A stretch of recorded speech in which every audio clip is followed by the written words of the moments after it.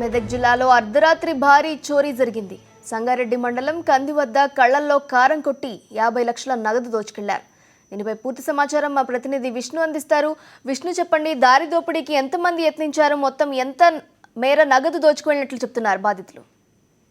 నీలిమ అర్ధరాత్రి 11 గంటల ప్రాంతంలో ముంబై జాతీయ రాష్ట్ర రాజధాని కూతవేటు దూరంలో మెదక్ జిల్లా కంది చౌరస్తా వద్ద, ఏదైతే సంగారెడ్డి మండలం కంది చౌరస్తా వద్ద ఒక వ్యాపారి తన కారులో 50 లక్షల రూపాయల నగదును హైదరాబాద్ నుండి సదాశివపేట తీసుకెళ్తున్న సమయంలో కంది చౌరస్తా వద్ద అడ్డగించి డ్రైవర్ కళ్ళలో కారం జల్లి 4 వ్యక్తులు ఆ కారులో ఉన్న 50 లక్షల నగదును ఎత్తుకెళ్లినట్టుగా బాధితుడు ఫిర్యాదు చేయడానికి దాంతో వెంటనే పోలీసులు రంగప్రవేశం చేసి వాహనాలన్నీ కూడా తనిఖీ చేసి పట్టుకోవడం కోసం ప్రయత్నించినప్పటికీ కూడా నిందితులు దొరకకుండా పారిపోయినట్టుగా తెలుస్తుంది. మొత్తానికి ఇది కనుక చూస్తే ఈ వ్యవహారంలో ముందుగానే డబ్బు తను తెస్తున్నదన్న విషయాన్ని ముందుగానే పసిగట్టిన కొంతమంది దుండగులు ఈ ఘటనకు పాల్పడినట్టు తెలుస్తా ఉంది. పోలీసులు పూర్తి స్థాయిలో కూడా ఈ కేసును పర్యవేక్షిస్తా ఉన్నారు. అయితే నిందితుడు ఎక్కడి నుండి తీసుకొస్తున్నాడు, ఇంత డబ్బును ఎక్కడ తీసుకెళ్తున్నాడు అనే వివరాలు కూడా పూర్తి స్థాయిలో తెలిసి రావాల్సింది.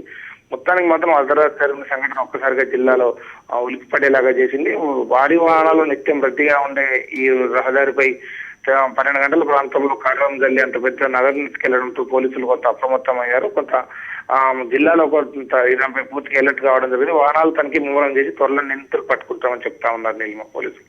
Okay, thank you Vishnu.